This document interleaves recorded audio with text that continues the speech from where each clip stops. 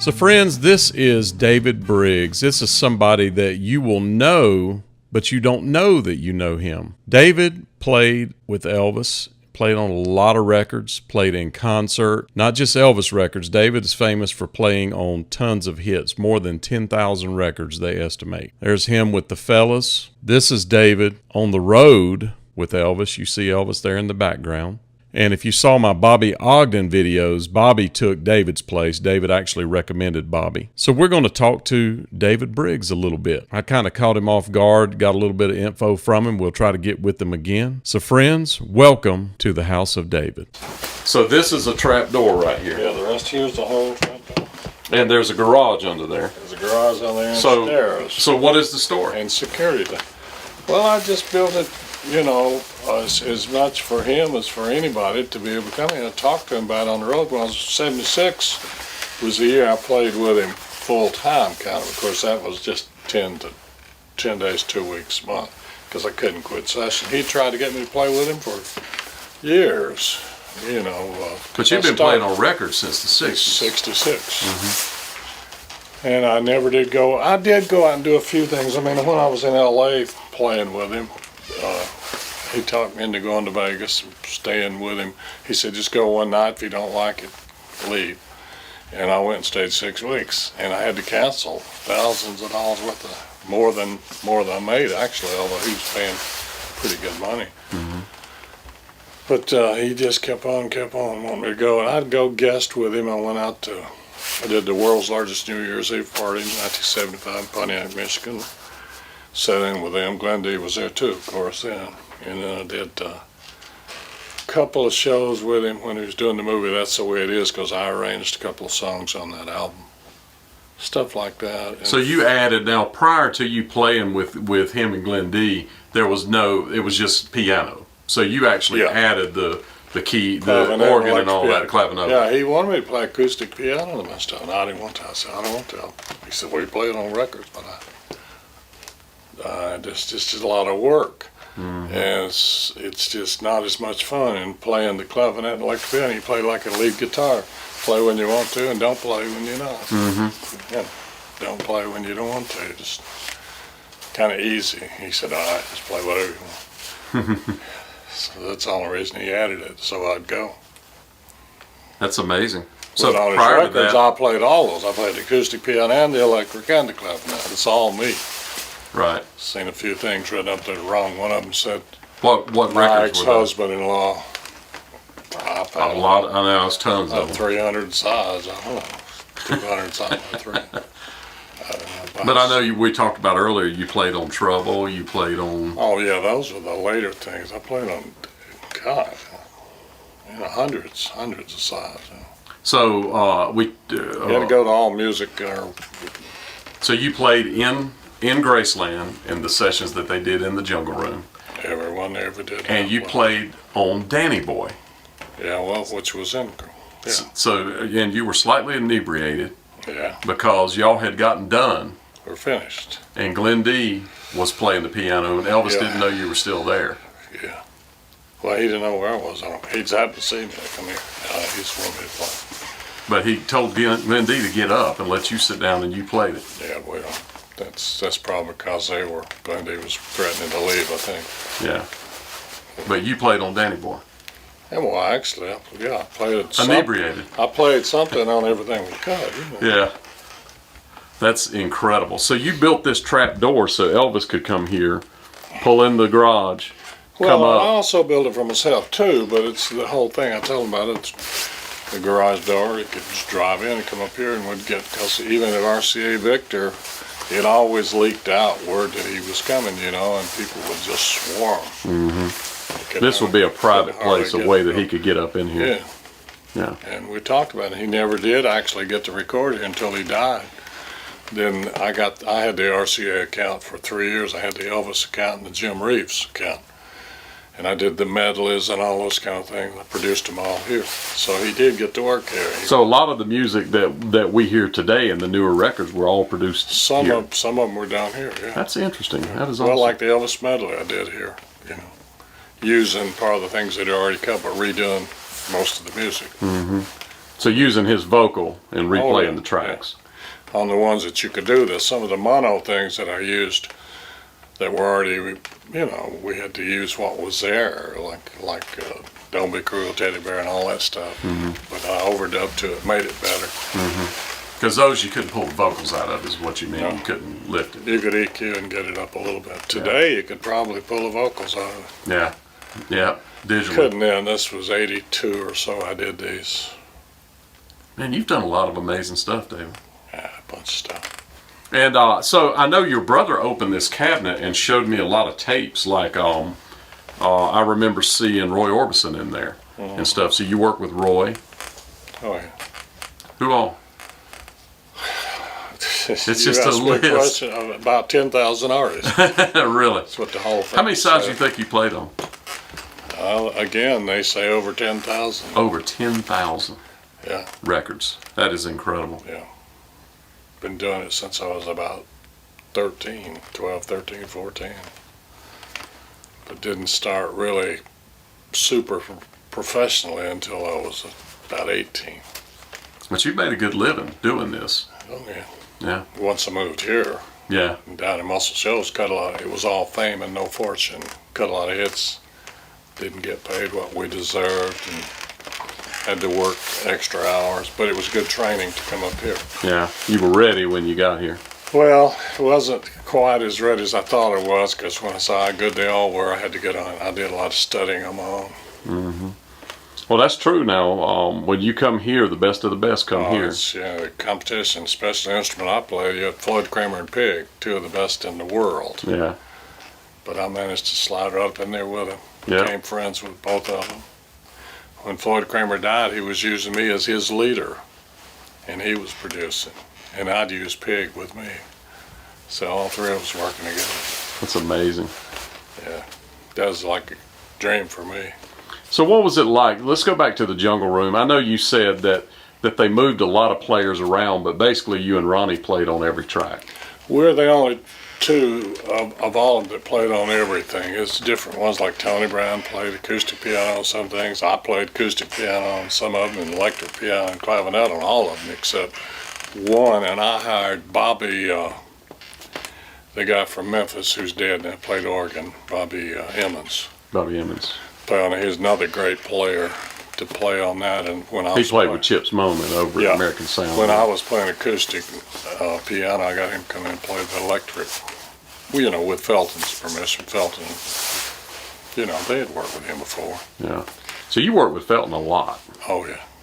And now I heard a story about Felton, and I asked everybody that has ever known Felton this story, and so far the answer has been one direction. There's a story that Felton carried a snake around in a bag, a pet snake. Do you know anything about that? He had that snake in his office when he first started work for RCA. He was head of ABC Records here. Okay. And he got offered the job because he was a big Elvis fan. In fact, he was an Elvis imitator. He used to do Elvis impressions. And he was the biggest fan of Elvis that there could be. He even had a somebody he produced that sounded like Elvis, early '60s. He probably did. Yeah. After we'd done a lot of There's stuff. some records he produced. But anyway, he had a cougar, I think. He had a couple of cats, wild cats, and snakes in his office. He was down there with Chet. I know Chet was afraid to go in there. He wouldn't go in Felton's office because it had snakes and cats. A big cat would jump on you. But they were friendly, It'd scare you when you first did it, and then you got used to it. Felton always loved animals, wild animals, Wow. So the story's true. See, everybody I've asked so far goes, no, well, I never saw him carry a snake around, but he may have carried it somewhere. But they were so big, they were big, like pythons. But for a fact he had one in his office. Oh, yeah. Kept one in there all the time. Big ones. They were big pythons. You couldn't get them in a sack. Wow. So I don't know about that. I never heard that story. But, just him having a snake is an incredible story. He loved exotic pets. And I can't remember what kind of cats they were, bobcats or panthers or something. They were exotic animals. Amazing. So you played on the road. Now, most of my watchers saw Bobby Ogden. This is David Briggs that played before Bobby Ogden. In fact, you're the one that recommended Bobby for that job when you quit. Yeah. And prior to that, though, you played on the road, and you were generally with Tony Brown most of the time when you were playing. Well, and Shane. And then Shane. And you got Shane his job. Glenn D was playing when I first started playing that year. So the year was split up with Glenn D and Tony, and then Shane playing the one. Because Glenn D was already going out and doing stuff with Emmy Lou and different. I don't know who else he was working with. Emmy Lou mainly out there. What other memories do you have? Anything in particular? I know you said that that one time you finally set up in the racquetball court. And what was the sound like in the racquetball court? I can't imagine it sounded good in there because it had to bounce like crazy. It didn't matter. It was just big enough to put the instruments in to rehearse. If we had to, like I said, I only did it one time though. But Elvis did show up, but didn't play long. That's when Shane and Larry London were playing. You were trying to work them in the band. Well, just they were hired for that tour. Right. And had to, they had to rehearse and learn some of the songs. They didn't get to hear many with Elvis. He only did a couple and he left because he said, "Sounds great." And he left, and they almost had a heart attack. Because they thought they were really going to practice. Then whoever was left there, I don't remember who all left, probably James and I mostly, because the other guys were in L.A. and places like that. They wouldn't have been hanging out there for that. We tried to show them what songs we thought he might do, but that's impossible. Yeah. You could show them 1,000 songs and you might not. Because you said he did not go by a list, period.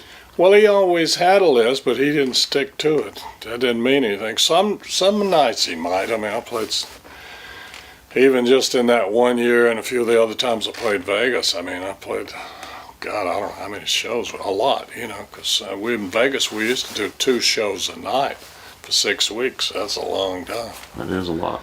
So, and they would do request shows there, where they would put that champagne thing out there and people would drop songs in it. But people would yell at him from the audience. He'd hear him and he'd try to do it. And it may not even be his song. Yeah, it didn't matter what it was, really. I mean, he could sing anything. I mean, he invited people up on the stage, Elvis imitators. He'd say, "Come on, let's see what you sound like." He'd go in here, sit down on the stage, watch him. He'd look over at whoever. He was close to me all the time because the piano was there. And he'd look around and say, "Is that what I sound like?" I said, "Yeah." Would he really? He had one guy who was really good. He was about as good as Elvis. Do you remember who that was? No, I don't know. We had dozens of them out there, and Elvis was just swinging the mic. But I guess when he said, "Is that what I sound like?" I said, "Yeah, that's." I was closest one to it. Because that just seems. I started to say only better because we cut him up and put him. Yeah. Kidding with him, he didn't care. That is interesting. So you got any other stories you can think of? And I know I've kind of put you on the spot today, and I don't mean to do that. I can come back anytime. But I'd have to just think about it. There's so many. Yeah, I know you got a lot of stories. Most of them I can't tell. Yeah, and I understand that. Can we maybe tell some stories again another day? Yeah, we'll do it. Okay, let's do that. Yeah. But man, this was incredible. The main thing here today, friends, is this was put in theoretically for Elvis to come record here, although he never physically came to this building. He did record in here, or the masters were redone at some point in here, and you produced them. Yeah, that's right. Also Jim Reeves stuff. Jim Reeves medley, same thing. That's how I got the Elvis thing. We had a hit medley with Jim Reeves, and RCA said, they first asked Owen Bradley to do it because we had done, and I was leader and arranger on for Owen Bradley, Patsy Cline, and Jim Reeves, and we put them together and got them in the same key, which was hard to do, but you could do it back then with a couple of little outboard pieces of gear. And they had a hit singing together, duet, and so they came back to us and said, they told Owen, said, "We love what you did. Could you do this with Jim Reeves?" He said, "I don't want to do it." He said, "Get David Briggs." He did most of it anyway, because I was the leader and helped him put it together and put strings on over it and all this kind of stuff. So he's the reason I got the Jim Reeves thing, and then I did it, and it was a hit. And then RCA said, "Well, could you do that with Elvis?" I said, "Of course, I could probably do it better than anybody who was still alive, because I knew all the songs. I'd been a fan of his, whatever, worked with him. So that's how that happened." That's pretty cool. I did the Elvis account for about 3 years, and I hired Tony Brown to co-produce another album with me called I Was the One, because they had the Stray Cats came out and they had a thing on the cover of Time magazine and said they're the ones that started rockabilly. I said, no, they're not. It's Carl Perkins and Elvis Presley. So I said, I got an idea. I went to Joe Glunny, called the album I Was the One. Picture of Elvis on it. We'd do rockabilly tunes to show what he was doing 30 years before you ever heard of the Stray Cats. Exactly. Yeah, Stray Cats came out because of Elvis. Yeah. Yeah. A lot of people did. Yeah. So we called that album I Was the One. I got Tony to help me with it. All right. He was working at RCA then. Don't forget to subscribe.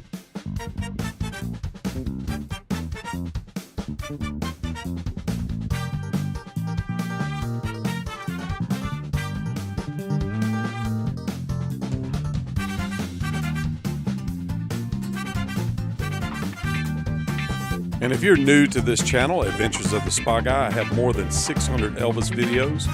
And don't forget to check out my sidekick, Globetrotting with Trey. He has over 150. And we both focus on true Elvis stories and what really happened. So if you want to support this effort, make sure that you subscribe, like, and then join. That helps us to get more videos out there. Yes, it does.